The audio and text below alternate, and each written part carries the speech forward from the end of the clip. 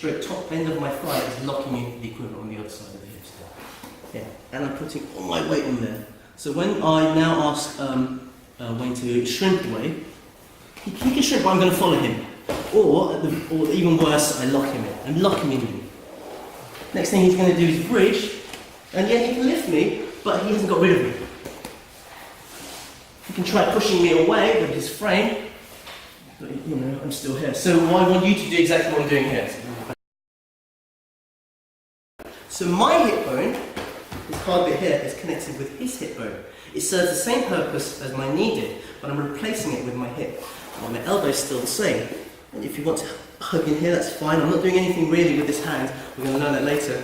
And at the moment, I'm asking your partner to do the same thing where he either bridges or he shrimps away, and I'm just following him. And I'm being as annoying as I can, put my weight on as well, and I'm just locking that hip in. I'm really not making it help. So, there you go. Another variation I want to do, from here, we're going to go back to the normal one and reverse it. So this, oh sorry, on the rib. No, I don't want to put pressure on his injured rib.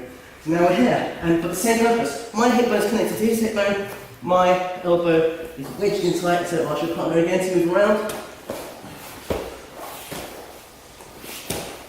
And this is a nice position later on.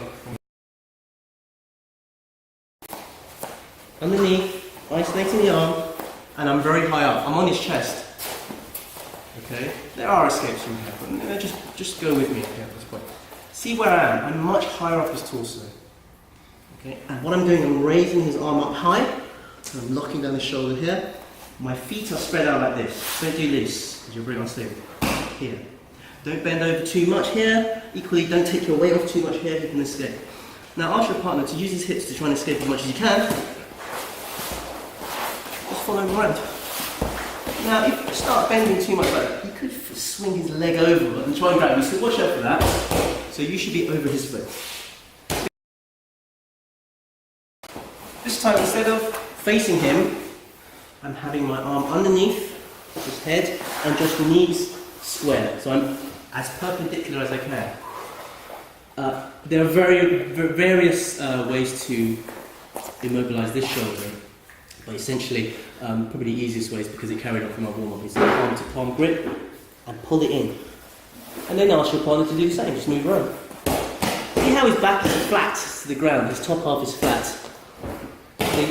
If he turns into me, raises this shoulder, I just put my weight down.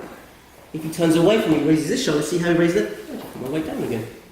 It's probably as easy as a controlling position as you get. It's probably even easier than when you face him. And you won't get that counter that Nathan did on you from here. Okay? Tuck your head in if you want to. Okay? But it's chest to chest. We just call this simply chest to chest side control. My chest is touching his chest. But look what I'm doing this arm. Remember, I said to a lot of you, is to immobilize this arm from this position. The same is true here. It's trapped, it's wedged in between my thigh and my elbow. Everything is tight. And just like, he's got freedom of his hips, but he hasn't got freedom of the top part. Now again, there are escapes from here, and we do teach that. But you're following. As he moves his hip away, see my knee, this knee, moves away from him.